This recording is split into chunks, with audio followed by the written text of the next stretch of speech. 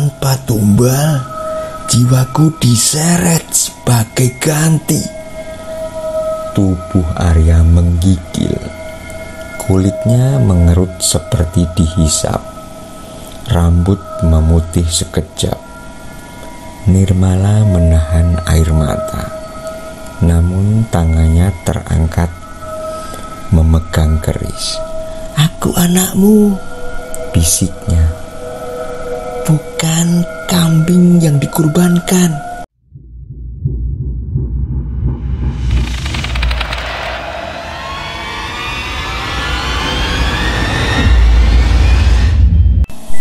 Hai Sobat Irasional dimanapun Anda berada. Kali ini kami akan menceritakan perihal seorang ayah yang tega menumbalkan anaknya sendiri. Apabila kalian juga memiliki cerita seram yang ingin divisualkan dan dibagikan, maka kirim di email cerita.irasional@gmail.com. Sebelum menyimak cerita ini, jangan lupa klik tombol subscribe untuk berlangganan, like bila mana Anda suka, tulis komentar, atau bagikan link video ini agar channel ini lebih berkembang.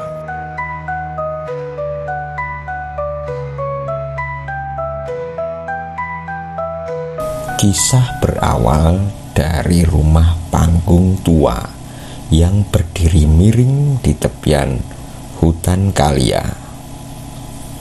Setiap malam, suara ayat-ayat dipaksa menggema dari pita kaset kusut yang berputar sumbang, menabrak dinding kayu yang lapuk oleh rayap dan hujan. Sekilas ritual itu tampak seperti upaya seorang ayah saleh menyingkirkan hal-hal buruk. Tapi bagi Arya, pria setengah baya dengan punggung bongkok, jari kurus, dan mata cekung seperti liang kubur, bacaan suci hanyalah kedok.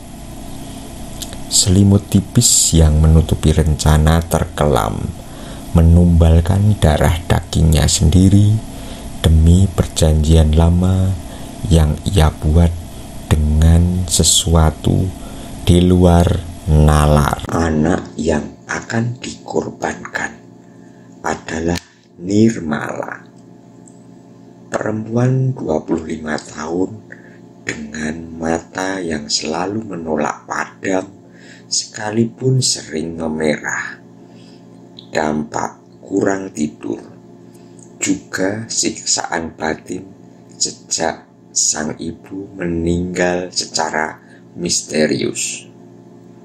Sejak kecil, perempuan itu digembleng ayahnya supaya patuh.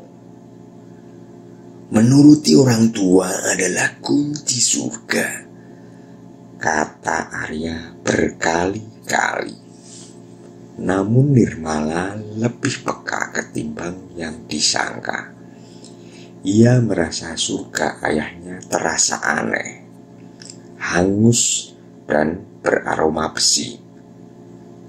Lingkaran hitam di lehernya, bekas luka kalung perak warisan ibunya, kadang terasa berdenyut, seolah tali tak kasat mata menjerat lambat-lambat. Suatu sore, berembus kabar angin panas, desa akan menggelar sedekah bumi di purnama Suro. Orang menata sajen, tumpeng kuning, bunga 7 rupa, juga kepulan dupa. Arya beraksi lebih antusias. Ia memaku lembaran lontar di pojok rumah, melukis rajah bergerigi memakai getah kemenyan dicampur darah ayam hitam. Nirmala yang bekerja sebagai guru TK pulang mendapati suasana rumah seperti gua persemayaman dukun.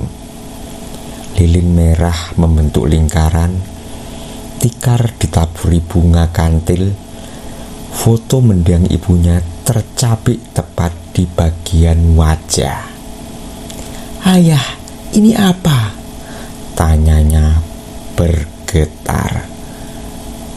Arya menoleh, menutup buku catatan kulit kijang bertuliskan aksara tua. Persiapan agar keturunan kita selamat," katanya lembut namun dingin. Nirmala menangkap kilau belati tipis di bawah sinar lampu teplok. Malam itu ia sulit terlelap. Di sela dengkur ayahnya, ia mendengar bisik jajaran kalimat aksara Jawa kuno bersahut dalam kepalanya. Mungkin efek paranoia, tapi juga bisa gema mantra yang merayap menembus dinding. Hari-hari berikutnya, hal-hal ganjil muncul. Nirmala mendapati kendi air di dapur berisi cairan hitam mirip oli. Ayahnya melarang ia pergi ke musola. Terlalu berisik, katanya. Anehnya, Arya justru kerap melantunkan doa sendiri di ruang belakang. Namun lidahnya terdengar mengucap bahasa asing. Bukan Arab, bukan Latin. Lebih menyerupai dengusan hewan bercampur delik logam. Di halaman, seekor anjing kampung mati, tergantung dengan lambung terkoyak. Di langit-langit rumah, kelelawar bersarang dan tidak mau diusir. Puncak keganjilan tiba ketika Nirmala terbangun tengah malam dengan tubuh terkunci. Ia mendengar langkah pelan mendekati ranjang. Arya berdiri di sisi kasur, menggenggam mangkuk tanah liat berisi cairan kehitaman. "Minum ini untuk kekuatan," bisiknya. Bau amis menyengat seperti darah basi. Nirmala menolak, tapi tangannya dipaksa terbuka. Cairan tumpah di telapak, menyengat dingin lalu terbakar. Ia menjerit, namun suara tercekat di tenggorokan, seolah udara di kamar disedot habis. Ketika Arya pergi, Nirmala memeriksa tangannya. Tak ada luka, hanya goresan samar berbentuk lingkaran berpaku 8. Besoknya, Nirmala memutuskan menemui Pak Surya, seorang bekas kiai yang kini bertani tembakau di ujung desa. Mendengar cerita Nirmala, lelaki sepuh itu menegang. "Raja berpaku 8," gumamnya. Ia mencongkel tanah kering di kukunya, seolah mengais ingatan. "Dulu almarhum ibumu sering datang minta perlindungan. Katanya, Arya belajar ilmu tunggul wulung, jalan pintas memanggil penjaga hutan demi kekayaan dan umur panjang. Tumbalnya harus darah keturunan sendiri, perempuan berusia genap 5 kelipatan 5. Ibumu waktu hamil sudah curiga." Nirmala tercekat. "Ibu mati keracunan jamur," kata ayah. Pak Surya menggeleng. jenazah ibumu waktu itu mengeluarkan darah dari telinga. Saya yakin ia sempat melawan, tapi kalah cepat. Ia menatap Nirmala, mata sayu namun tegas. Kau masih bisa selamat kalau putus garisnya. Tinggalkan rumah itu sebelum purnama luruh. Nirmala pulang membawa kantong garam kasar, anjuran Pak Surya untuk menabur di sudut ruangan agar makhluk gaib enggan mendekat.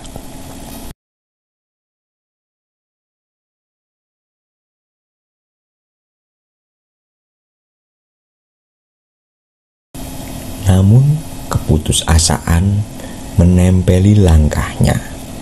Saat Nirmala mengemasi pakaian ke dalam ransel, Arya muncul di ambang pintu.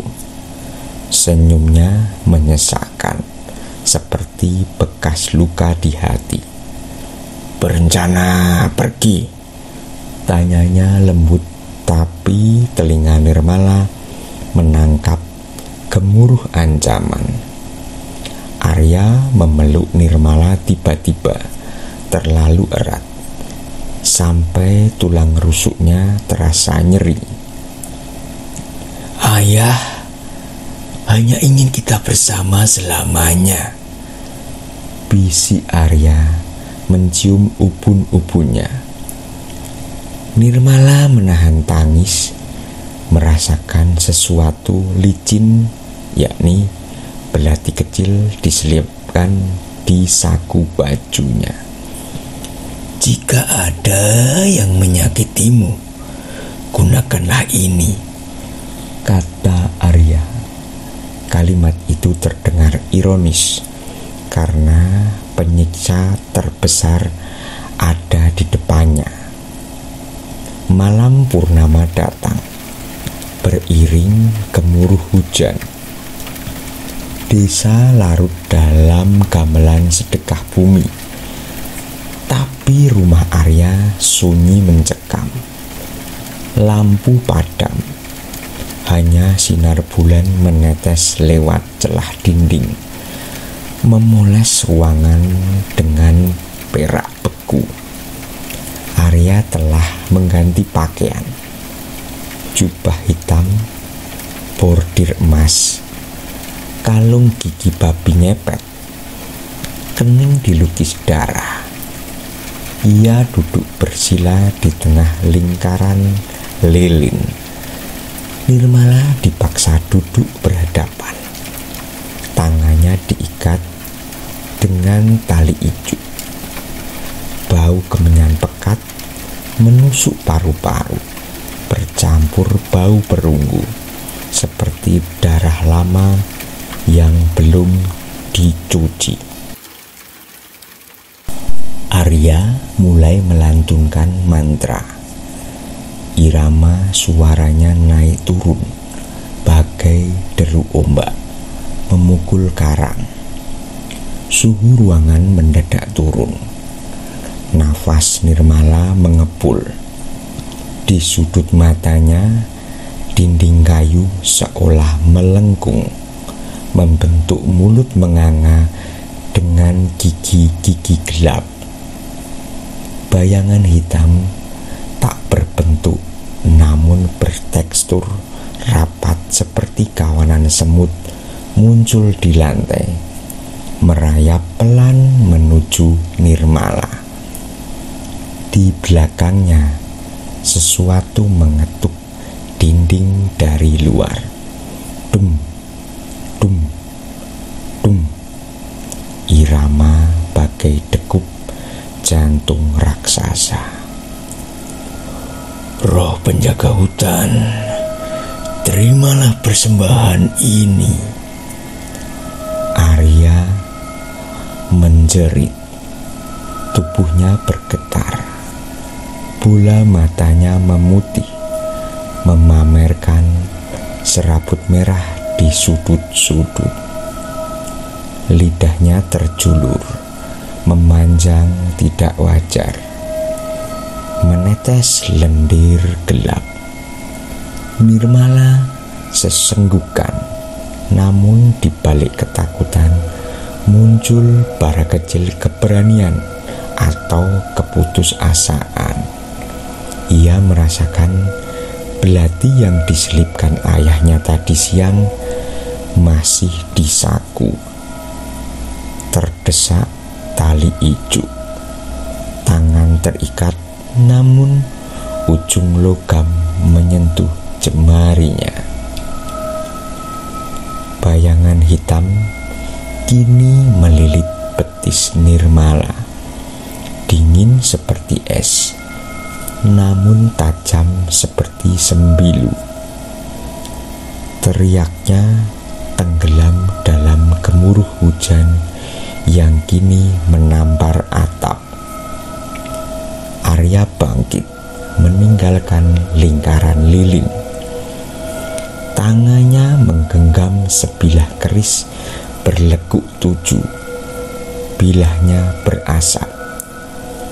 Darahmu kunci abadi, gumamnya di saat pisau hendak terangkat. Lampu minyak dirak bergetar, jatuh. Api melompati ke tirai usang. Jilatan merah menyebar kilat. Arya terkejut, mundur selangkah. Kesempatan itu diraih Nirmala. Ia menyudutkan belati pada simpul tali, menggertakkan sampai serat ijuk putus. Api makin membesar, menggigit kertas rajah di dinding. Suara letup kecil melahirkan percikan hijau. Bayangan hitam yang melilitnya meronta, seolah terbakar dari dalam.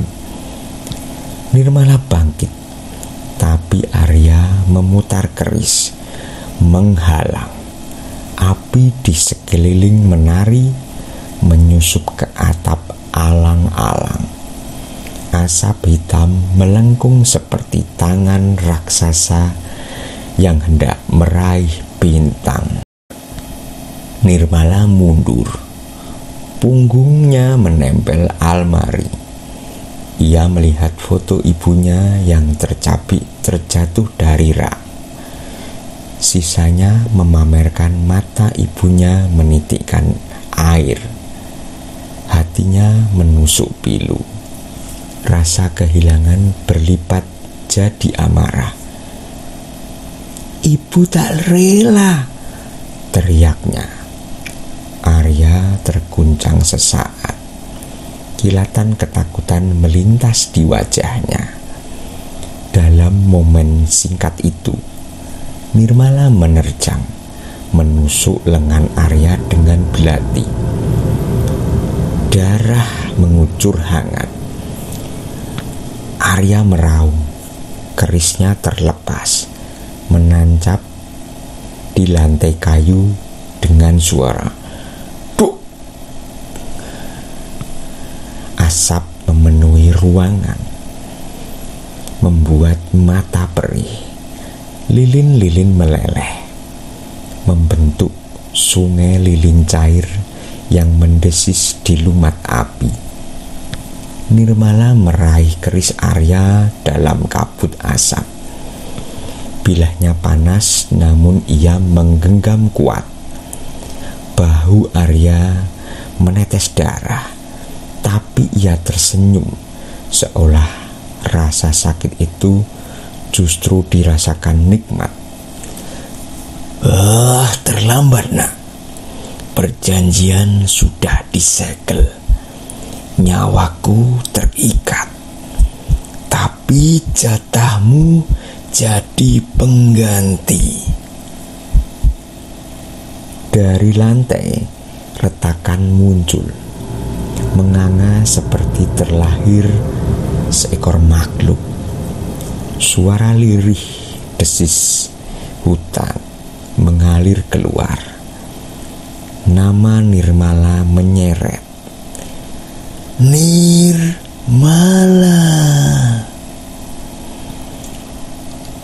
Nirmala menatap lubang gelap itu. Udara di sekitarnya dingin menusuk.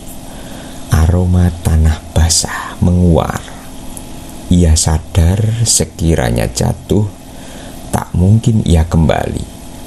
Di antara kepanikan, ia ingat saran Pak Surya dan kantong garam kasar di kamar. Ia berlari tertatih melewati lorong sempit. Dinding sudah dilalap api. Seekor bayangan hitam menjulur dari plafon. Namun sinar api menahannya. Nirmala menerobos kamar. Ia menemukan kantong garam bersandar di kepala ranjang. Saat kembali, Arya sudah berdiri di tepi lubang. Tubuhnya terserap cahaya merah gelap seperti mahma. Ikut ayah, serunya, tangan terulur. Nirmala merasakan nadi gendang telinganya bergetar. Panggilan itu bagai mantra hipnosis. Tapi ia menggigit bibir, menabur garam ke lantai. Butiran putih mengenai batas lingkaran raja. Percikan cahaya putih meledak, memantulkan Arya ke belakang. Suara gemuruh terdengar.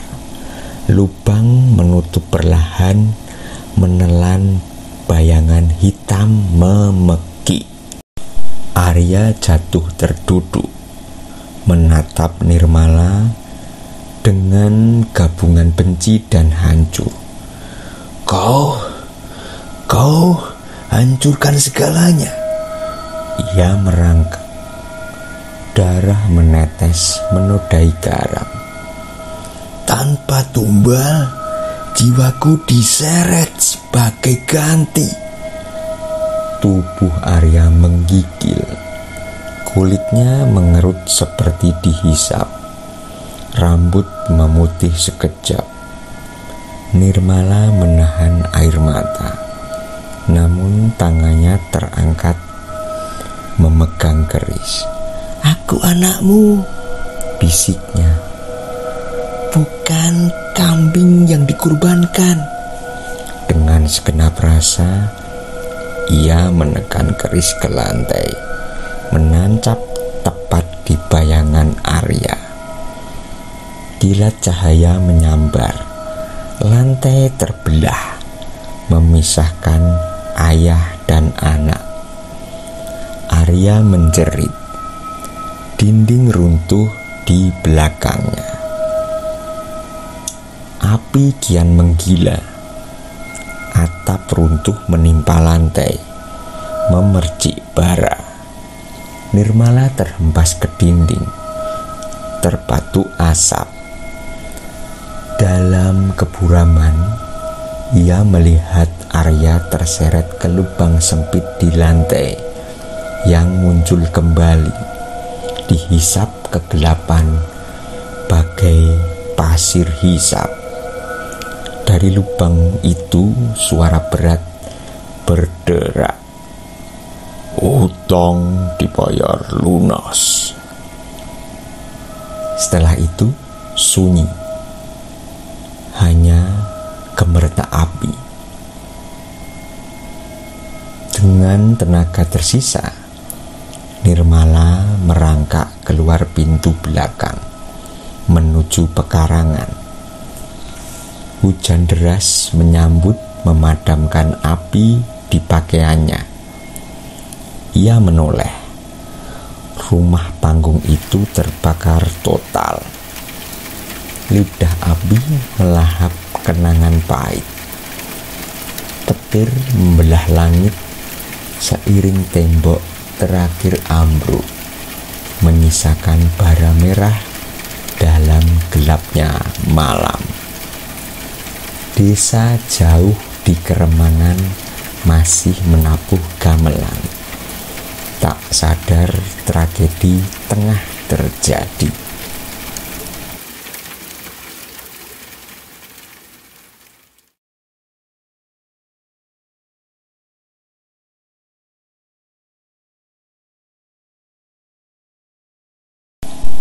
Pagi menetas dengan kabut kelabu. Penduduk menemukan Nirmala tergeletak di tanah berlumpur. Wajahnya pucat, rambut basah menempel ke pipi. Dokter desa berkata, keajaiban ia selamat. Di pinggir bara rumah rata tanah, tak ada jejak Arya, hanya arang, abu, dan keris berlekuk 7 menancap tegak. Gagangnya dingin meski baru keluar dari api.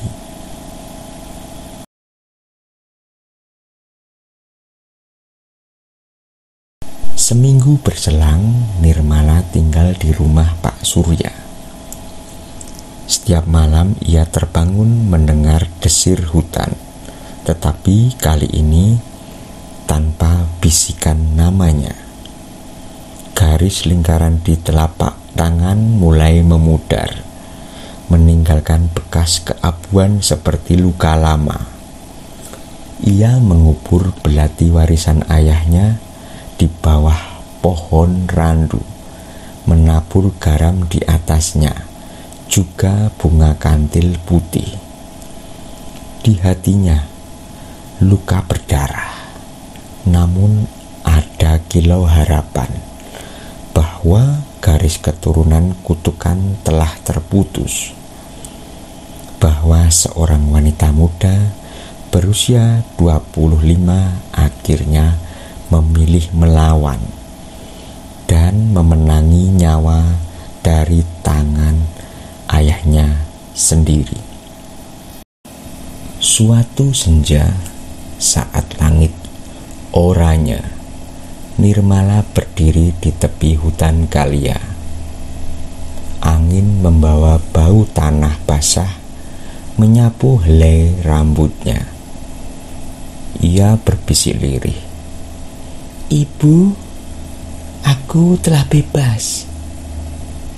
Di kejauhan, ranting bergoyang, seolah sosok samar menunduk hormat. Nirmala memejamkan mata, merasakan kedamaian yang belum pernah ia kecap.